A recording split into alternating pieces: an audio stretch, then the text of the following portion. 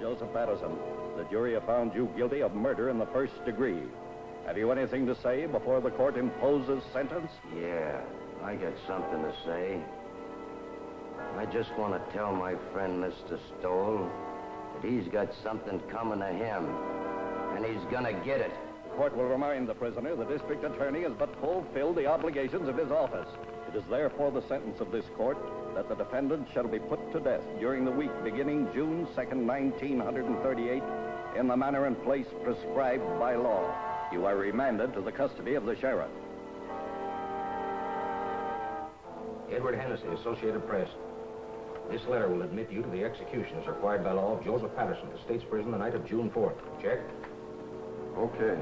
Okay, Hennessy, move on in.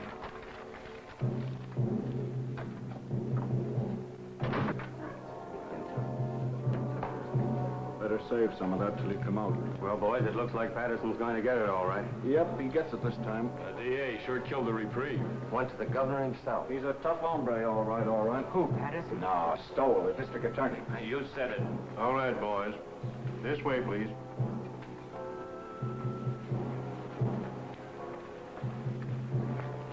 Is it true that they smoke when Don't they put... think about it, Sonny.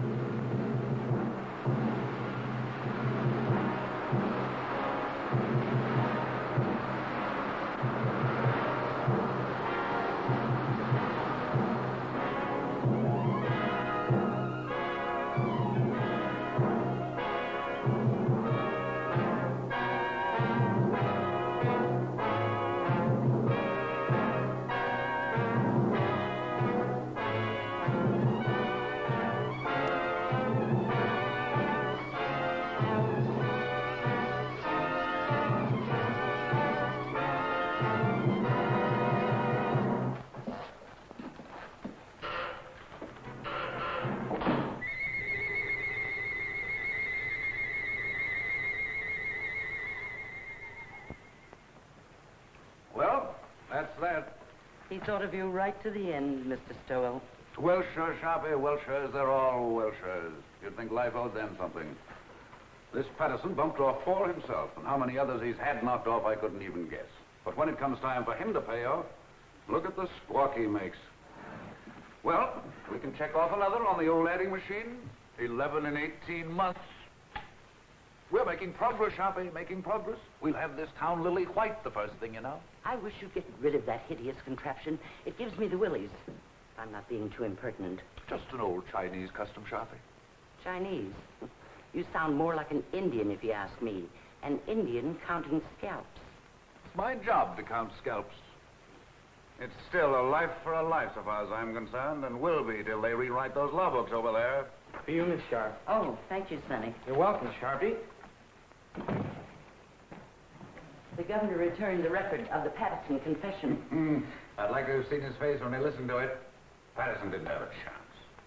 Through with it? I'll take it home and put it with the collection. I should think you'd have enough of them now. Don't be unkind to me this lovely morning, Sharpie. What about the mail? Oh, nothing much. Another clipping from the Tattler's column. Another one? Not a boost this time. Or maybe it is. I never can tell about those things. Read it to me. Not at all, you gossips. Not at all. The wife's boyfriend has the DA's okay. Are you suspicious, Sharpie? No. Oh, Phil's a nice youngster. And you wouldn't have me keep a lady chained up in a vault at home? Or would you? No, except that I've heard that husbands should go home once in a while. And I've also heard there's more to life than crime. You certainly keep your ear to the ground. And I've also heard that tonight, if I'm not being too impertinent... Yes? Kirk and Murphy are here. Send them in. It's Kirk and Murphy. They've been working on that telephone thread. Yesterday's... We traced that call, Chief. Hello, Sharpie.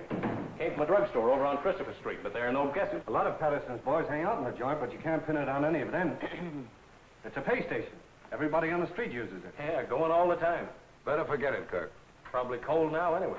I don't know. Patterson's boys are pretty much head up. I wouldn't worry. I figure they wanted to give me the business yesterday before I got to the governor. But it's too late now. They all want to get you, Murphy, when you first send them up. But prison cools them off. There'd be no prosecutors if it didn't. Burning doesn't cool off the relatives any, Mr. Stowell. I'd keep an eye out if I were you. Patterson's got no relatives. Only a kid cousin, and he's in Mexico. Thanks, boys. Thanks. Right, we'll forget it. Keep moving, Sharpie. Oh, Chief, you sitting in on that quiz tonight? You bet. I wouldn't miss that. Okay. Are you serious? If I'm you're not being too impertinent. Oh, serious about what? You're going to that quiz tonight. Of course I'm going. Yes? Oh, put her on. It's Mrs. Stowell. Hello, darling. Yes, this is a surprise. We were just talking about you, Sharpie and I. Of course it was nice. Today? Yes, this is the 5th. Yes, Lucy? I should say I do know. Of course, darling, it's your birthday. You thought I'd forgotten. I should say not. Certainly, darling, I'll be home early. We'll put on our good clothes and make a night of it.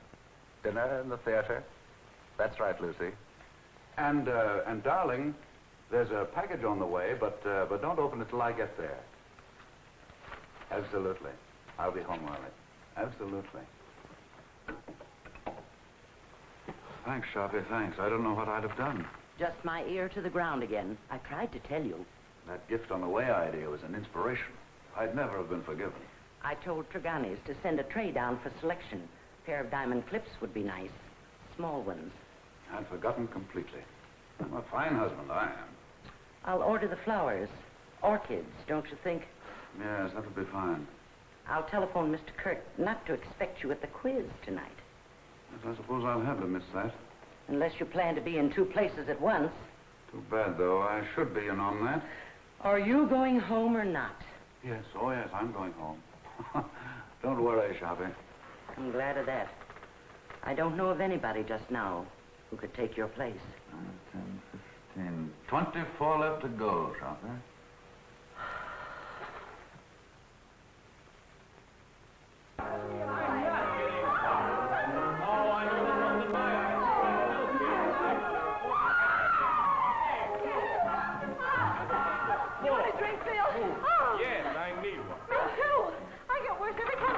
You couldn't. Don't let him kid you, Liz. Thank you, Creola. I didn't know, Miss Stowell, if you wanted the ice melted or not. Oh, no, Creola. I think it's better this way. Thank you, ma'am. I can't believe it. She's marvelous. She's my new maid, but you should taste her biscuits. They're wonderful. I'll taste a highball if it's all right for everybody. 2 fingers, please. Don't make it too weak. Hello, Mr. Stowell. Hello. Why, hello, Jim. Hello. Jim, you're early. Hello, Jim. How are you? Just in time for a drink. Happy birthday, darling. It is now. I didn't know, Lucy. Why'd you keep it a secret? All the old girls do, Elizabeth. Hiya, Phil. Fine, Jim, fine. Would you like a drink, darling? I'm ashamed of myself for getting. Me a cousin, too. Thanks, darling. I'll fix my own. I almost forgot myself. And I'm a husband. Hello. New glasses? Well, the set's from Phil. Isn't it lovely? Birthday present? Oh, they're just replacements for the ones I break. So you remembered. Well, that was nice of you, Phil. Seems I saw something in the papers recently about Lucy and Phil, didn't I? Just a bit of scandal. I can't get away with a thing. I saw that. I wish it hadn't gotten the newspapers, though. Not that I care particularly, but you know, a man in my position... You're joking, aren't you? It was a triple date, Jim, and I didn't show up. The young things took pity on me. You don't think I'm serious? You don't think I suspect Lucy, do you? I didn't know what to think. You know, when you're talking to a district attorney. Well, I hope I'm not bringing my job home with me, Elizabeth. Monster though I'm supposed to be. Caesar's wife must be above suspicion. To Caesar's wife. Wait a minute, John. Do you know what happened to Caesar's wife? Something dreadful. He killed her. Deader than a doornail. Oh. Well, let's just drink to Lucy. Absolutely. Thank you, darling. Hey, Mr. Stowell. Yes, Creola. Telephone. Who is it, Creola? Who is it? It's the gentleman who works in your office, Mr. Stowell. It's Mr. Kirk. Oh. Oh, please, Jim. Oh, of course, darling, of course. What's the matter with me? Tell Mr. Kirk I'm not in. And Creola, I'm into nobody from now on. Understand? Nobody. Yes, sir. I understand. You just ain't in. I still don't believe it.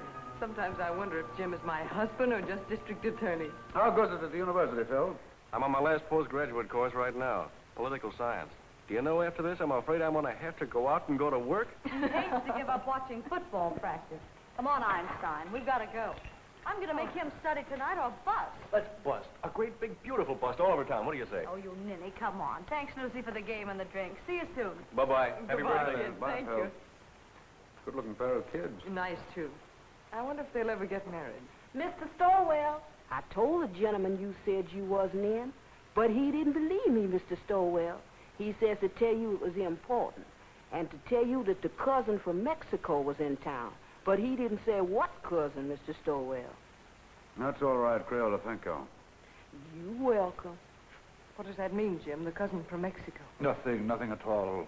Kirk shouldn't bother me here with details. Well, we'd better go along then. We'll have to hurry if we're going to dress. There's no place to hurry to when I'm with you. Oh, darling.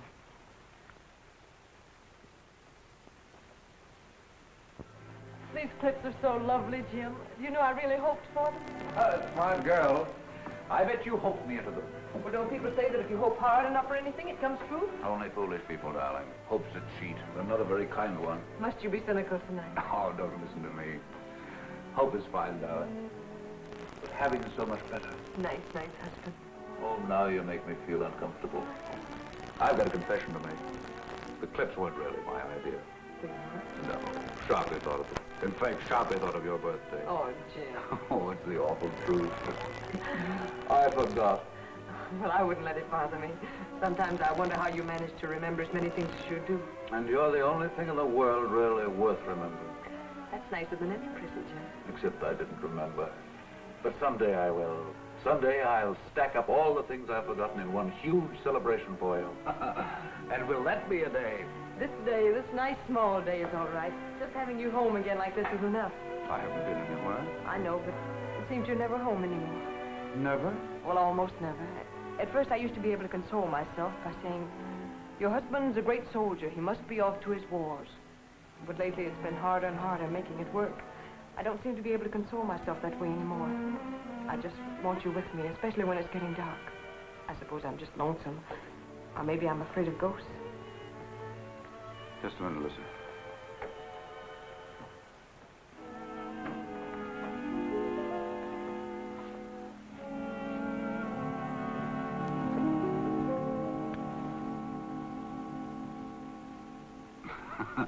Just in case of ghosts. Jim, must you carry a gun even on our night out? It's nothing, darling. What the well-dressed man must wear. That doesn't sound like you, Jim. I know you're just trying to put my mind at ease, but you didn't used to joke about things like this. It's nothing, Lucy, I promise you. But it isn't nothing. When you scolded Liz this afternoon when she was joking about Phil and me, you said you didn't want to bring your job home with you. Now you are bringing it home with you. You really mean it, Lucy? Well, look, Jim, we can't even go out on a birthday celebration without your being armed. I'm sorry, Lucy. But it isn't as serious as you think. The gun has made everything sort of melodramatic. But I didn't realize that I was bringing the job home with me. Sharpie accused me of it, but I wouldn't listen. I've been wrong. I stand convicted. Pardon me, Governor, and I promise it won't happen again. But it isn't just the gun, Jim. I know, darling. It's me. It's the job. It's everything about me. Yes, Crayola? These just come. Orchid. Oh, this is my birthday. Jim, you're a darling. You're a considerate, impeccable husband. And I'm ashamed of myself for saying the things I did a few minutes ago. Now I'm caught again. Caught?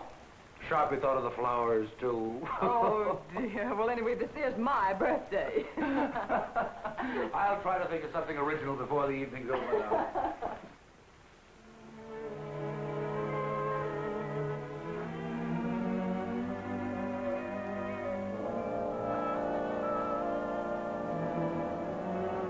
Nice evening, ma'am. Perfect, Jenks, perfect. Been some time, Drink, since we've made an evening of it. But Mrs. Stowell with us it is, sir. Why, Jenks, you mean? Oh, no, ma'am, I didn't mean it.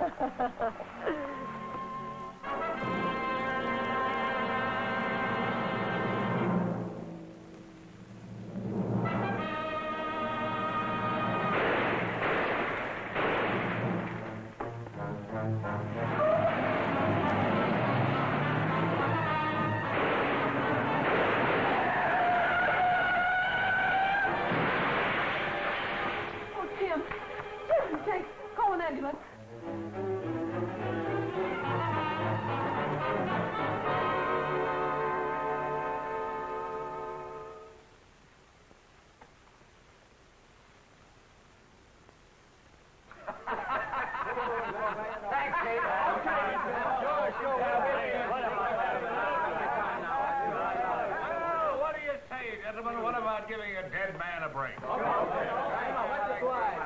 And let it show on the front pages. You're marvelous, Jim. You couldn't have done it better if you'd planned it. It's a great break. And all for a nick in the elbow. That's luck, man, and you deserve it. I'd like to have quizzed that kid before he died. Cigarette? I never use them. No, Jim, it's better the way it happens. It's a closed book. We've had enough Patterson. I'd like to have had those newspaper boys in here last night when they were operating. You looked good and sick. The doc wouldn't stand for it. Oh, we'd have had a great break in the morning papers. Well, the afternoon papers are not to be sneezed at in this town. No, sir. If this were election year, we could snap you right into City Hall. Easy, just like that. Thanks, Dan. Thanks, nothing. I'm doing you no favors I'm not doing myself. Well, you've got this town by the ear, served by its long, hairy ear. You're a hero, that's what you are. Well, goodbye, Jim. I'll be in later with the papers. All right. See you later.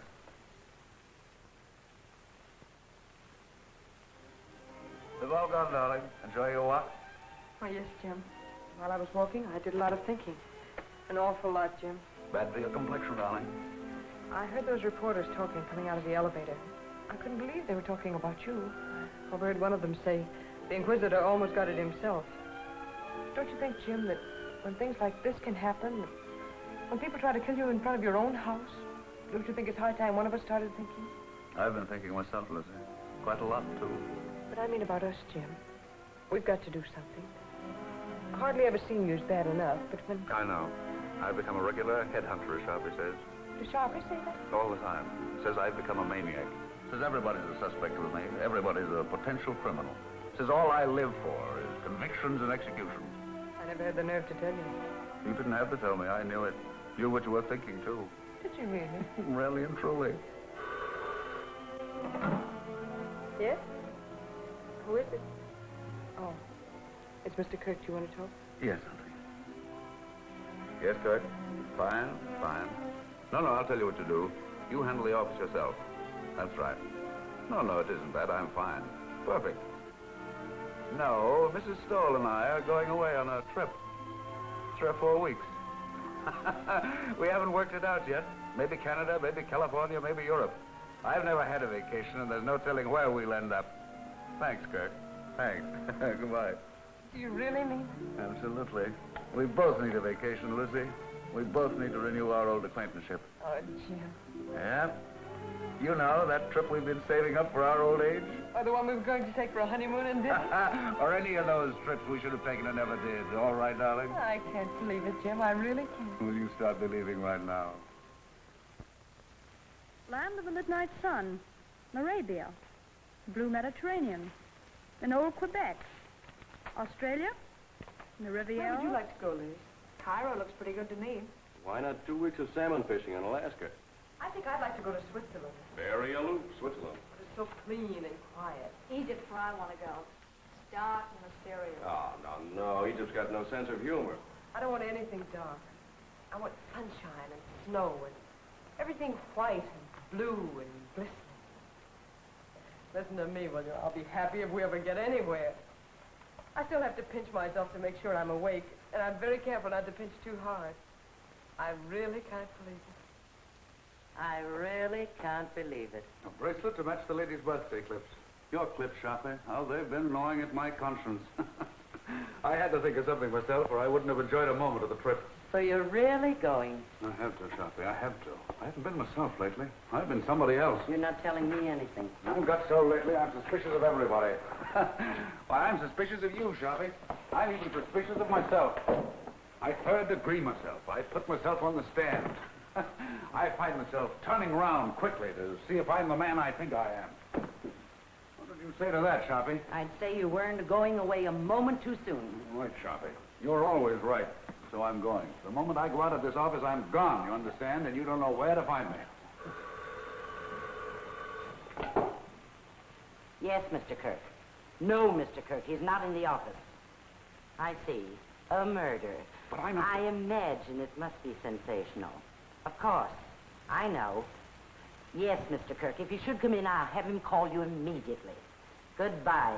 And don't call me Sharpie. The sins you have on your soul, Sharpie. I'd run if I were you. I'm running. Thanks, Sharpie. Goodbye. Thanks. I didn't think you had that much sense. If If I'm you're not being too impertinent.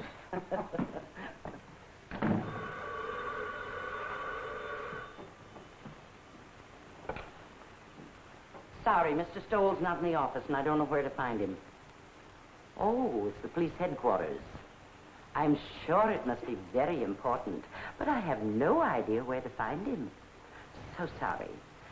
So very sorry. Goodbye.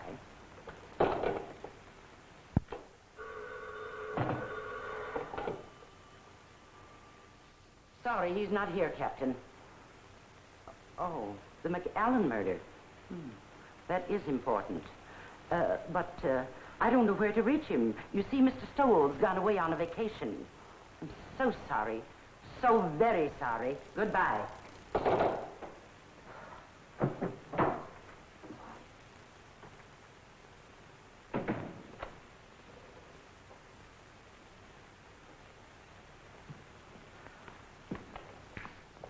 Hello, Sharpie. Where's the chief? I haven't the faintest idea. Well, I've got to get a hold of him. Dr. Shaw McAllen just shot his wife. Oh, indeed. Scoop Kirk. Well, it's the biggest thing that's broken around here in years. You know him, Sharpie, the Pittsburgh McAllens. Millionaires. He teaches up at the university. I'm sorry, Mr. Kirk, but Mr. Stowell is away on a vacation. Well, he can't have gone very far. He was here half hour ago. I know, but he was moving mighty fast. Yes, Lieutenant, what can I do for you? I wondered if you had located Mr. Stowell yet. He's gone. Sharpie says he's gone on a vacation. Oh, that's too bad. They're bringing McAllen over here. I figured Jim would want to question him. He won't open his mouth. Well, I'll question him. What did you pick up, Fred? Oh, the same old story. He was crazy about her and found her with another man. You know, I remember something about her. Didn't his family kick him out when he married her? Without a cent.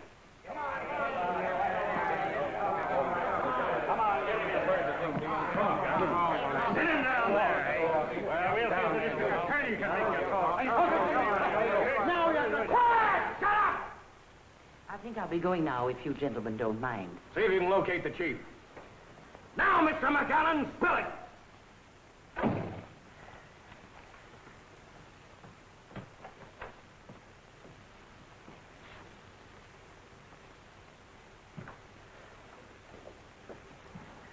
Lock up when they're all through, Pinky. And put the cat out. Okay, Sharpie.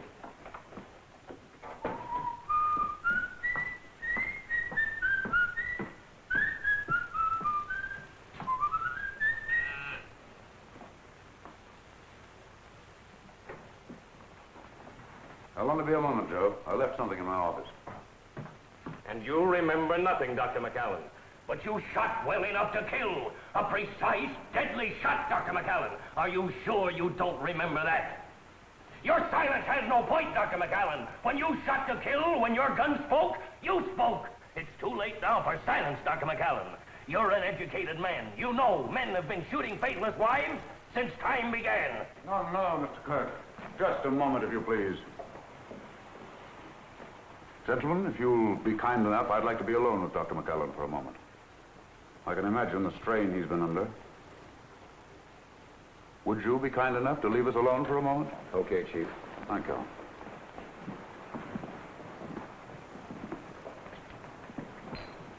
I'm sorry, Dr. McAllen. We've been so inconsiderate. Sometimes my men allow their ambitions to run away with them.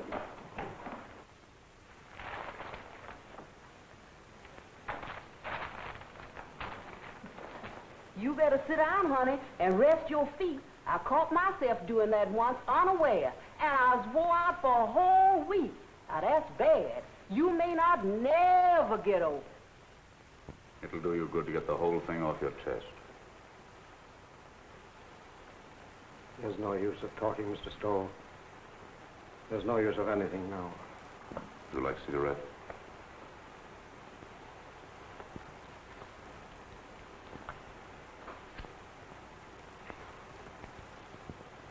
Drink? I have some very good brandy. I don't want you to talk if you don't feel like it. I just want you to know we're not monsters here. We're just human beings like yourself. They can do what they want with me. It doesn't matter anymore. Nobody's going to do anything to you, Dr. McAllen. I'm not trying to hide anything. I shot my wife. I killed her. I Are you sure you wouldn't like a drink? I suppose it all happened suddenly. Only this afternoon. Only a few hours ago. I was leaving home for class. When I realized it was raining, I went back for my raincoat. It was then I saw her sitting in her room before the mirror. Never had she seemed so beautiful. Sitting there in the dark, with only the two small lights on her dressing table burning, powdering her neck and shoulders, smiling and humming, happy with herself. Never had she seemed so beautiful as at that moment, with the mirror light shining up on her face, and the rain beating on the window behind her. All husbands have moments like that. And at that moment, I realized how terribly I'd neglected her. Oh, I know it sounds horrible now, but it was for her sake I neglected her. For her sake, I worked, studied. I wanted her to have good things, and we were poor, very poor. I understand. You watched your wife before the mirror. And as I watched her, I said to myself I would never neglect her again. And then I tiptoed across the room to the dressing table. With her humming, she didn't hear me. I leaned down quickly and kissed her.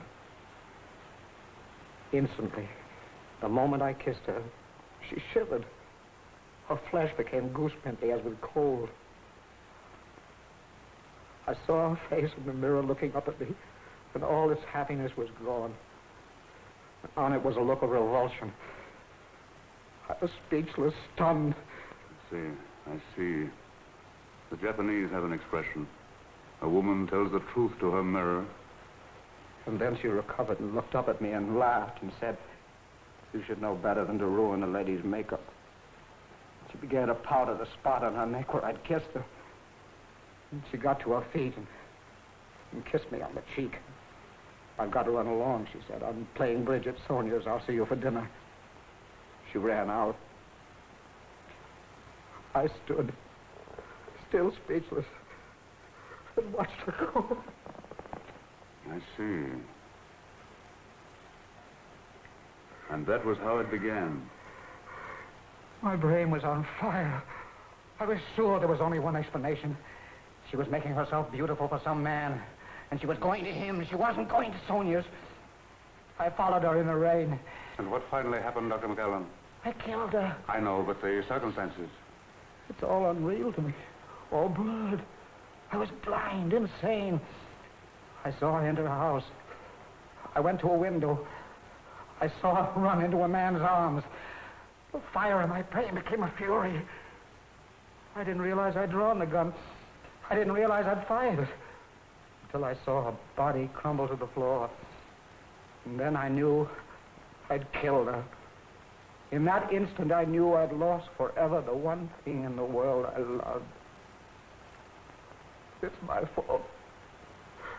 My stupidity. My neglect.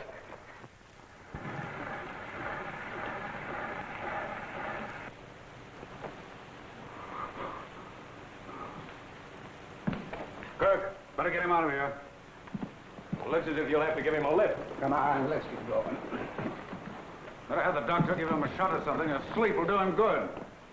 Did you get it recorded? Yes, sir. Every word of it. It's right there. We've got a written transcription, too. It'll send him to the chair.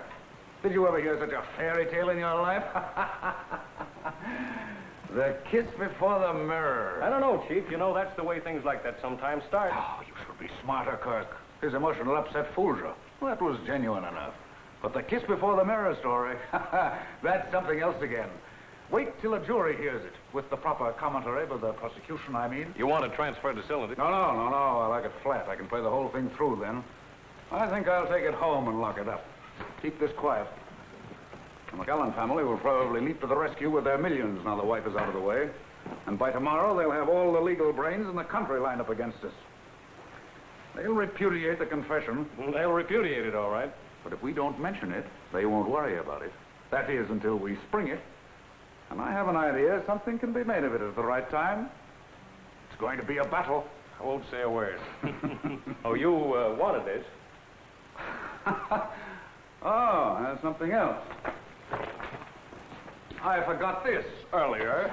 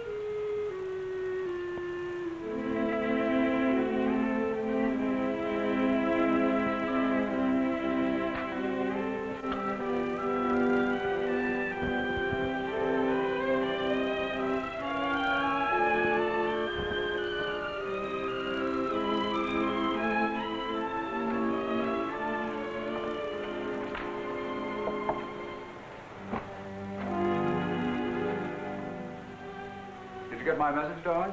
Yes, I got it, Jim. I'm sorry, terribly sorry, but I couldn't pass it up, Lucy. Yes, I imagine it'll be a sensational case. Another conviction. Oh, it isn't that. I'd be shirking my job if I went away now, believe me. That's funny. It's a kiss before the mirror. What's funny? Nothing.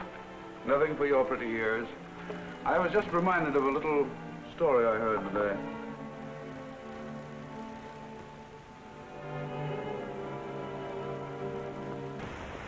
Dave Morrow to defend McAllen. Famous criminal lawyer engages family rallies to professor's aid. So they've hired Dave Morrow. The McAllen millions begin to talk. Believe me, they'll have to talk pretty loud. Boys down the street, there's no one who's saying he'll buy his way out. I'd like to see someone try it. This is one case I'm going through with to the limit. I can understand some bohunk full of booze on a Saturday night cracking another mug's skull over a crap game. But these polite, sensitive murderers, these sophisticates like McAllen deserve no quarter. And they'll get none from me. Imagine a responsible, intelligent, educated man killing another man. Oh, I've known a lot of men I'd like killed. Oh, I'm serious, Dan. You wouldn't do it. I wouldn't do it. And the last thing either of us would ever think of doing is killing a woman. Crimes of passion, psychologists call them. Crimes of decadence, I call them. Luxuries, indulgences. Yes? Kirk is here. Send him in. Well, Jim, I've got to run. One thing is certain anyhow. This time you've got the people back of you. Up to now, you've been picking on the rank and file, those mugs and bohunks you mentioned, the masses. Now, you've bagged a highbrow, a millionaire, and it'll do you a lot of good, Jim. An awful lot of good. All righty. Well, how do you do, sir? Come on in, I'm on the way out. Goodbye, Jim, and good luck. See you later. Goodbye.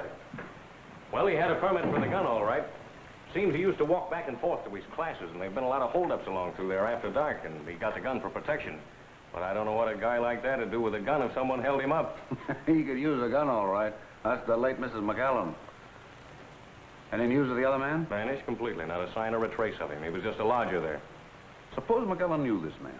Suppose the whole thing was framed. I don't believe McAllen could frame anything. I've had a rule all my life, Kirk. Never take any human being for granted.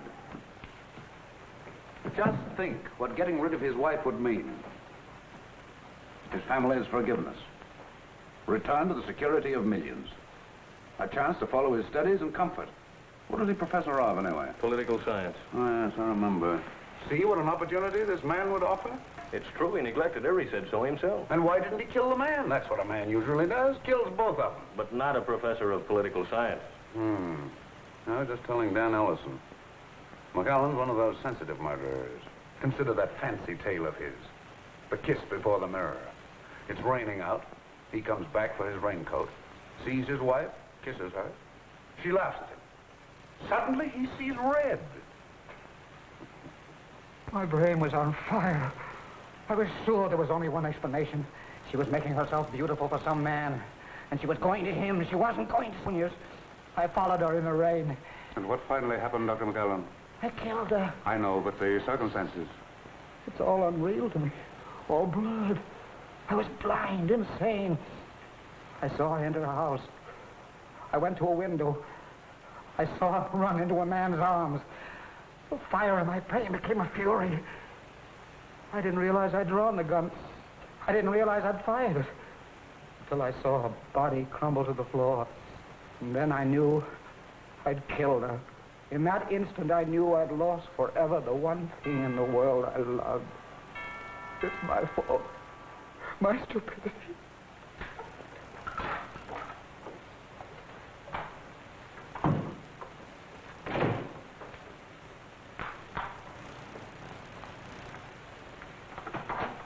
Oh, hello, Phil. Hello, Lucy. Say, what's the matter with you? You look as if you'd seen a ghost. A ghost? Well, maybe not a ghost, but a boogeyman anyway. Oh, no, I've just been sort of moping around. No fooling now. What's the matter? Nothing, just these early summer evenings, I suppose. I'm afraid I'm a little weepy every now and then, Phil. I'm also afraid I enjoy it. In the first place, you shouldn't sit in the dark. And don't give me that sad business about these early summer evenings. Your trip's been called off. That's it, isn't it? That's it. Sit down, Phil. I know. It's a tough break all the way around. You know, Lucy, Dr. McAllen was my prof in political science at the university. He was a great little man. I imagine he was. He was like a child, so lovable and simple. Everybody at the university knew about his wife except him. I wonder how he came to find it out. Let's go out on the terrace. It's so close in here.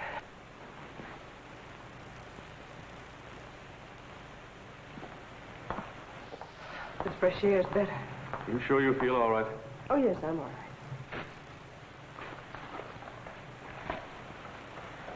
It was Dr. McAllen I came over to talk about, but perhaps I better let it go. You seem to have enough bother. Oh, go ahead, Phil. I'm fine now.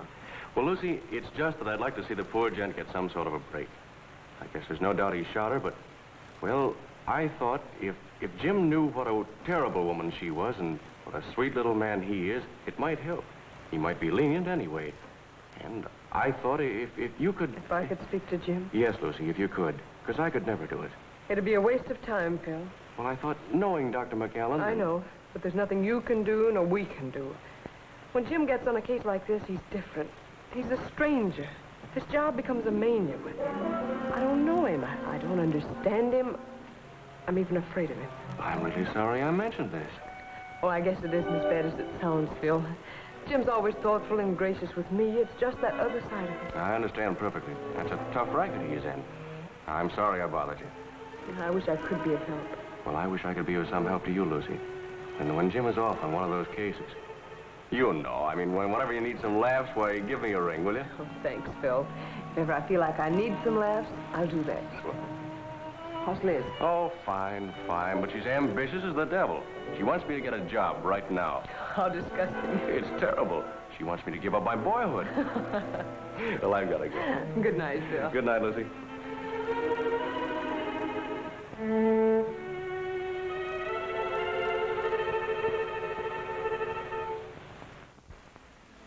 Oh, I didn't know you were here, Jim. How long have you been home? Just a few minutes.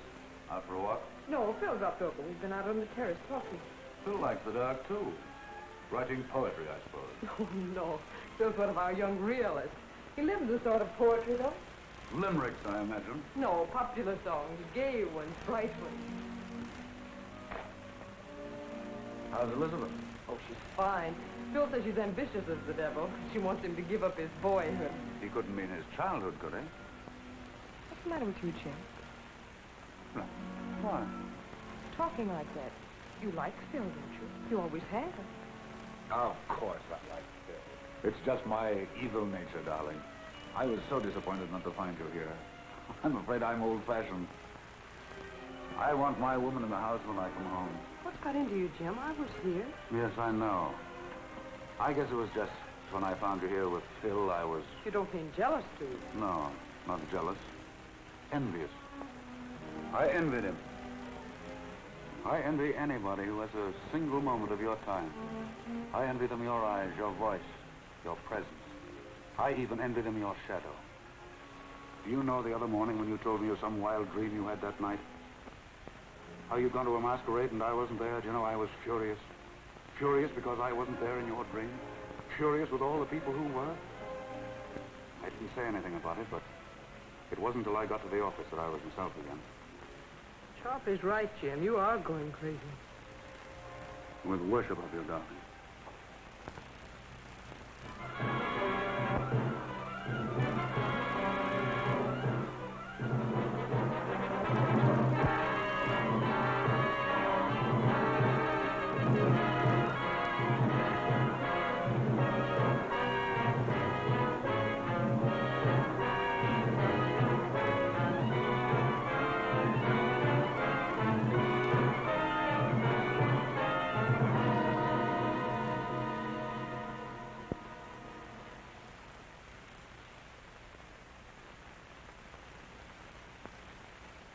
thought they had some idea like that. More coffee? Like what? No, darling. Bribery. Using the family millions on me. I'm sure they know you better than that. Well, they're spending plenty as it is. You want another waffle, Mr. Stowell? No, thanks. You, Miss Stowell? If I ate another waffle Creole, I'd turn into one. You eat them. Oh, I can't. I'll die. A waffle or two won't make any difference. Oh, I ain't dying for my figure. I'm dying for my mind. The doctor said if I didn't eat no more starch, it would take the fat off my head and I'd improve my mind. That's the telephone. Yes, I'll take it. Well, she certainly can cook. That's more than most of them can do. Hello. Yes, sir. Oh, I'm fine. Oh, that ain't no trouble at all. She's right here. It's Mr. Phil for you, ma'am. He called for you last night, but you wasn't in. Yes, Phil? Oh, what you idiot. You didn't bother me at all. Yes? Oh, yes. We'll drop over later. I'll see you then. Bye-bye. Oh, excuse me, ma'am. Liz and Phil had another quarrel. I've seen it coming for quite some time. Lucy, I wonder if you'd do something for me. Oh, it's nothing, but it might be exaggerated into something. Phil is chairman of the university committee to help McAllen, isn't he? Yes, that's one of the things he and Liz quarreled about. She said it took up too much of his time. Well, you can see, with rumors about like this, bribery and so on, it might be just as well to keep away from Phil until after the trial. You understand, don't you? Seems a little silly somehow. Appearances can be awfully important. If I sound like one of those husbands, you'll have to forgive me. Goodbye, darling. Goodbye, Jim.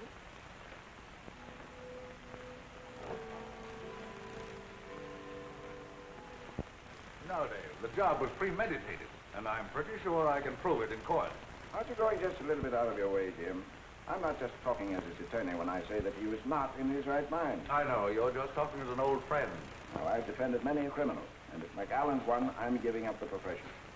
Believe me, if ever a man was insane, he was. So, it's insanity again, Dave.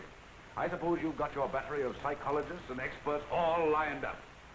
And when they get through, you'll have McAllen fixed up so mad, you'll be asking us to believe that it was his wife who shot him. Cigarette? No.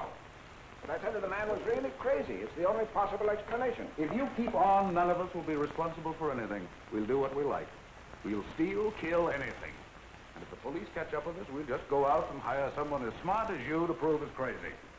That is, if we have the money. Now, look here, Jim. I'll give up my fee in this case if you'll play ball. Change the indictment to manslaughter with a recommendation for clemency. And we'll close the case. No, Dave, can't do it. Not and run this job as I see it. A man who murders, regardless of the circumstances, is already a criminal at heart. Oh, forget the job this time. McAllen's a human being, and the most helpless human being I've ever come across. You ought to go over there and take a look at it. I get it now, Dave. You're just giving me the human interest No, business. no, Jim. This is no trick. I tell you, McAllen is just a man like the rest of us. A man who is madly in love with his wife and blind with jealousy. Why, what's happened to him might have happened to any of us. Might have happened to me or to you. Stop your kidding, Dave. See you in court. He looks as if you'd pinned his ears back. Don't let looks fool you, Kirk. Mara's a tough and wily gentleman. We've got a fight on our hands. Copy? Will you send 24 long stemmed roses to Mrs. Stowell right away? White ones. Any cards? Any special sentiments? No, just for me. They're Constance flowers. Are you sure 24 will be enough? 24 will be plenty. Yes, Kirk? Mara's going to be tough. But I'll send his psychologists and experts screaming back to Vienna when I get through with them. Wait till I spring that confession. A kiss before the mirror.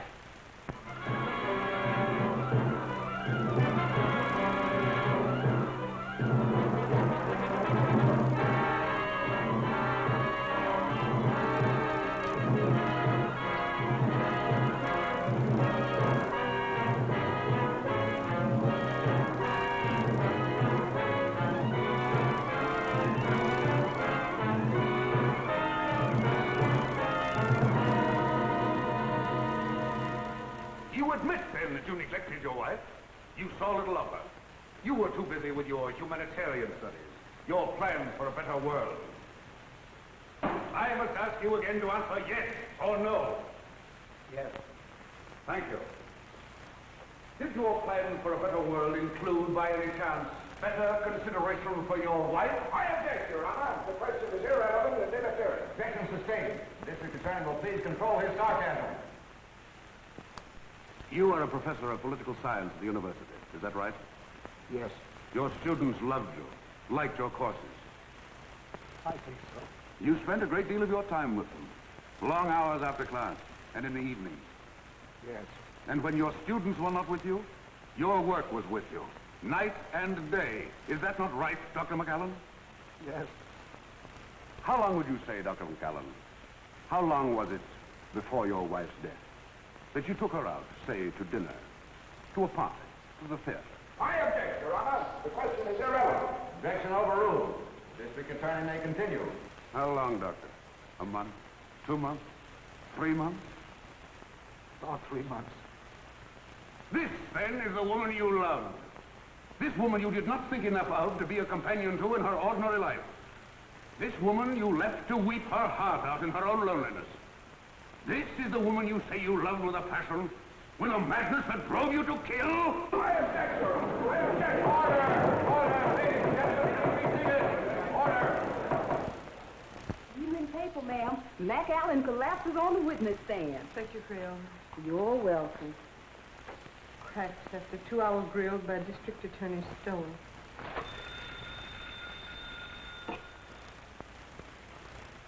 Hello. It's the telephone, ma'am. Who is it, Gail? It's for you, ma'am.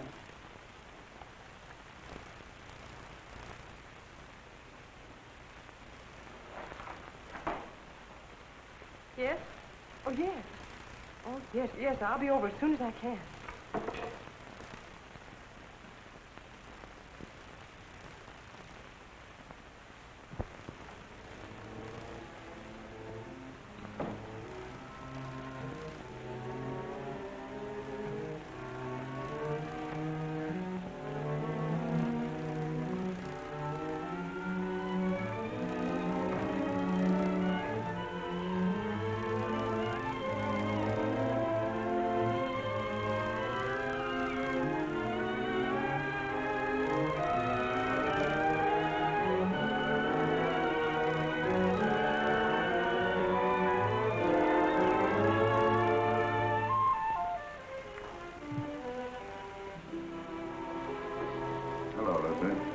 I didn't expect you home so early. I've had one of those days. Yes, I know. I read it in the paper. Sort of a Roman holiday, wasn't it? You shouldn't read the papers, Lucy. They're not for your pretty eyes.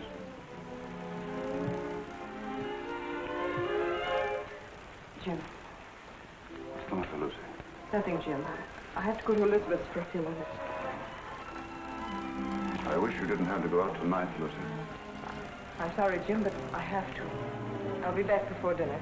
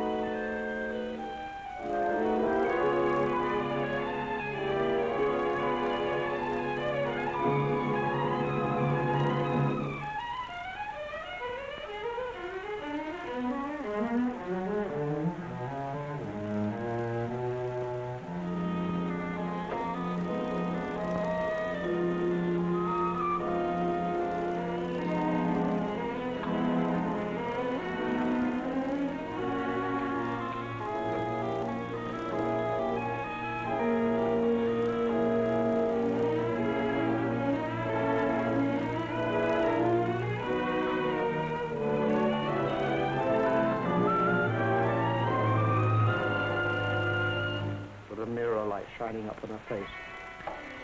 I leaned down quickly and kissed her. Instantly, the moment I kissed her, she shivered. Her flesh became goose-pimply as with cold. I saw her face in the mirror looking up at me, and all its happiness was gone. On it was a look of revulsion.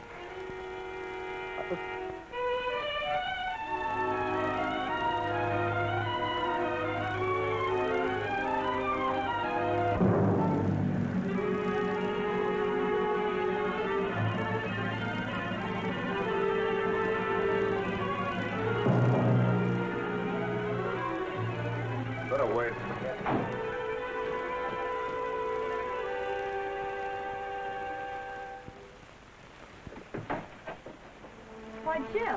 Hello, Elizabeth. Is Lucy here? No, Jim. Why? Something the matter? No, I just wanted to speak to her. I'm sorry to have bothered you, Liz. It's nothing. Well, come on in, Jim. I expect her. I'm waiting for her now. No, thank you, Elizabeth. I've got to go along. I just wanted to say something to her. See you later.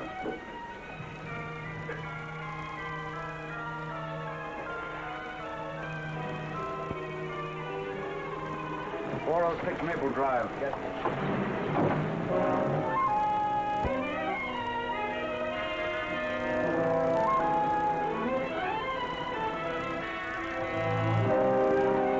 You want me to wait here for you, mister? No. You better not wait.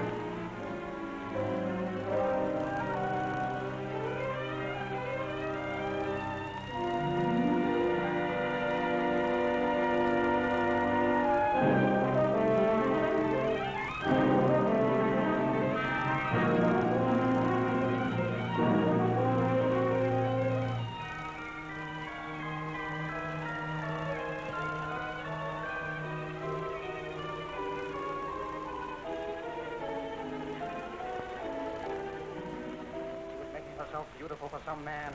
She was going to him. She wasn't going to Sonia's. I followed her in the rain. It's all unreal to me. All blood. I was blind, insane. I saw her enter the house. I went to a window. I saw her run into a man's arms. The fire in my brain became a fury. I didn't realize I'd drawn the gun. I didn't realize I'd fired it. Till I saw her body crumble to the floor. Then I knew I'd killed her. In that instant, I knew I'd lost forever the one thing in the world I loved. It's my fault. My stupidity. My neglect.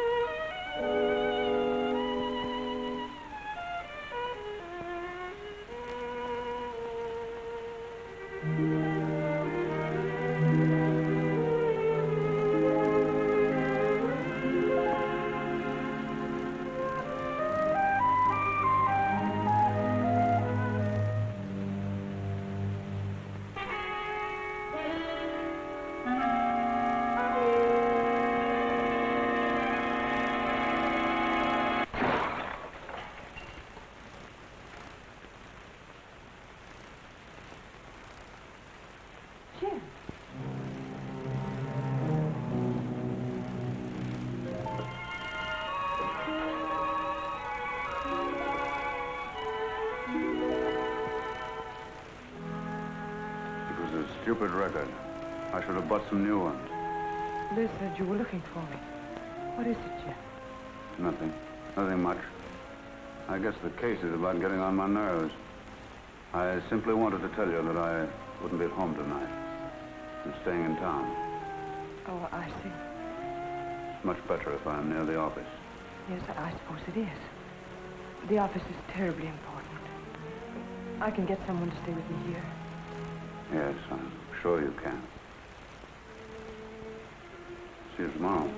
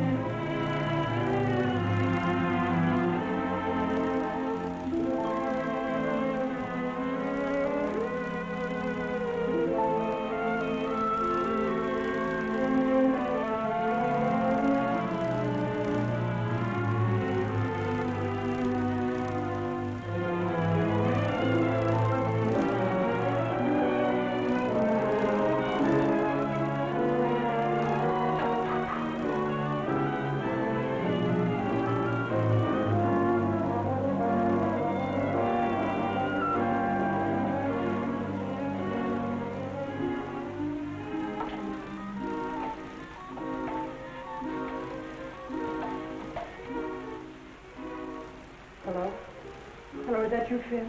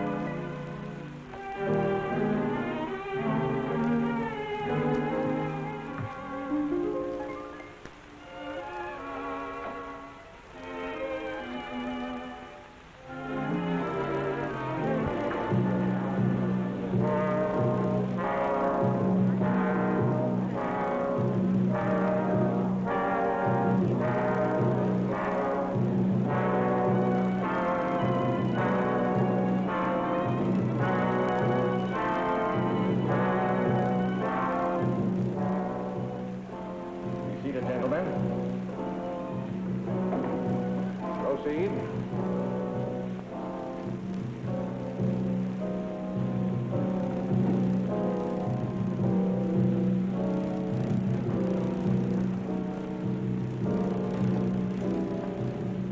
Chief.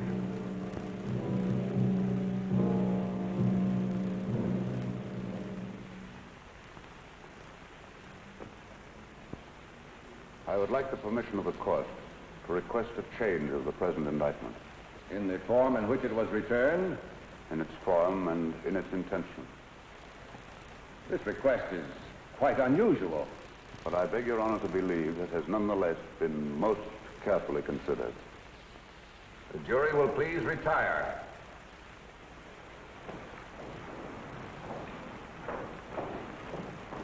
What's the matter with Stowell today?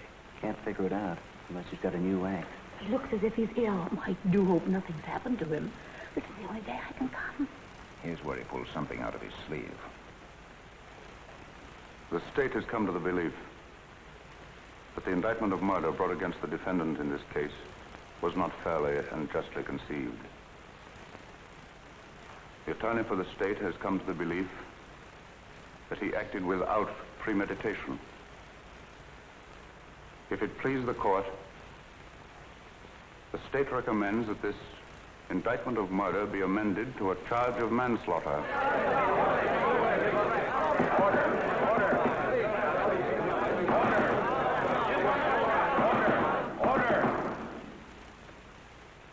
This is a serious recommendation. May the court ask what consideration led the attorney for the state so to change his conviction? An unusual consideration.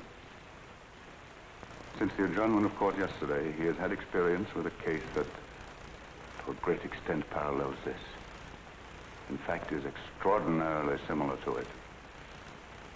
And his findings in that case have urged him to reconsider this.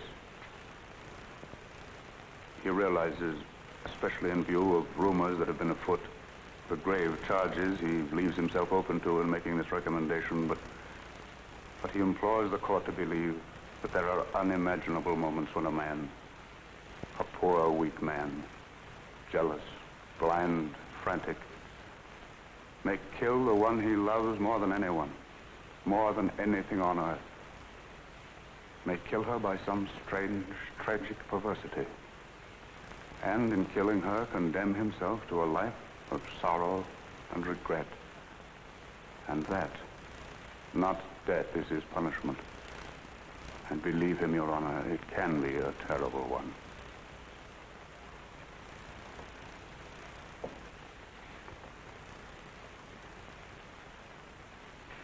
I see. I see. Please have the jury return. The McAllen murder trial was startled into an uproar today by District Attorney Stowell. In a scene of unprecedented excitement, the McAllen trial came to an abrupt and dramatic close today.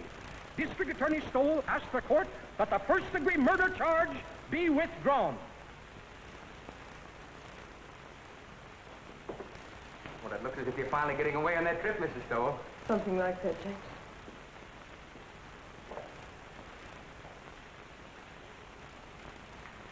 Miss Stowell!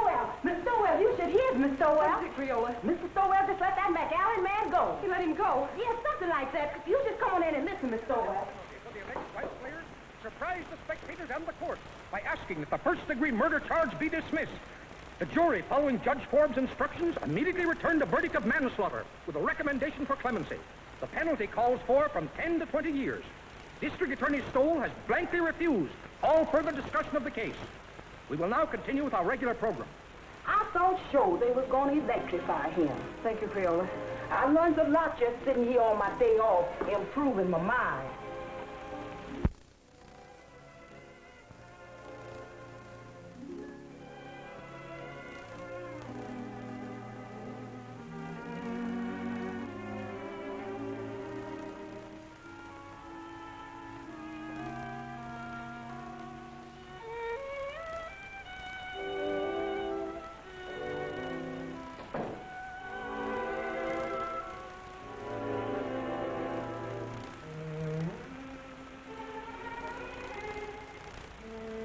I saw drinks outside. I know it's too late for regrets, Lucy.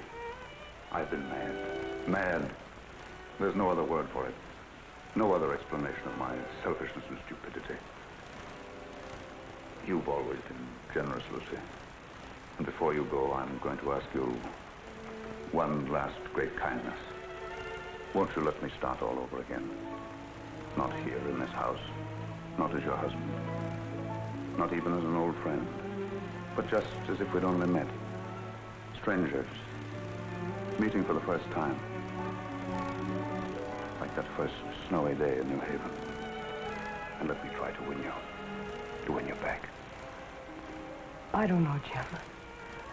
When you walked out last night, it seemed that your job, the prosecutor, had won.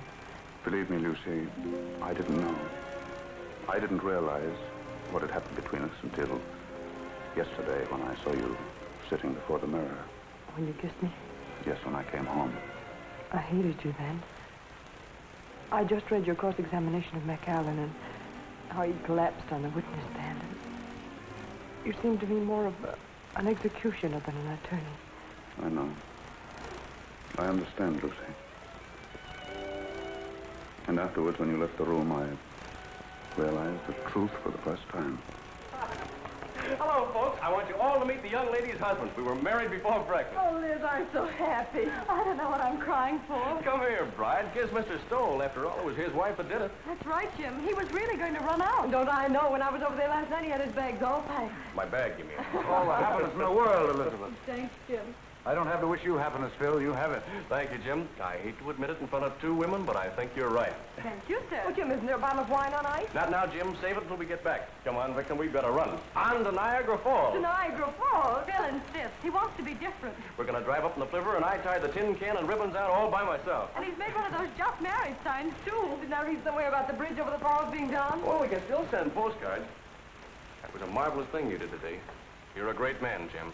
Hardly. I just came to my senses, that's all, Phil. Well, come on, Liz. We've got to be moving. Well, goodbye, Phil. Goodbye, Jim. Goodbye, Lucy. Goodbye. Good luck. Thanks again, darling. Forget it. Ring us up when you get back. Come on, Mama. We got to go. Don't call me Mama. I don't like it. Oh, you better get used to it. Hello.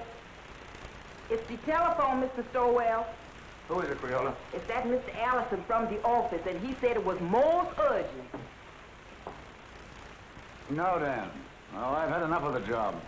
Enough for a while, anyway. That's right. No, I won't do it. No, I'm not resigning, Dan. The job's all right. The trouble's with me.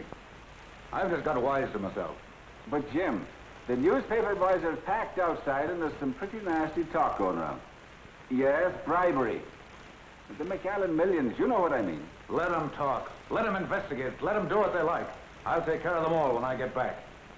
Let me talk to Sharpie. Yes, Mr. Stowell. With the greatest of pleasure.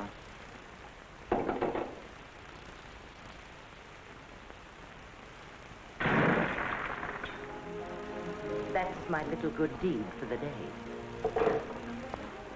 Never mind that, Jane. And please bring the other bags back. I won't be going for a few days. Yes, ma'am. At first, I couldn't believe my ears. Someday, darling, I'll tell you a story and you won't believe your ears. About us? About me. About my great reformation. It happened last night. Tell me. I'll tell you on the boat for Europe, darling.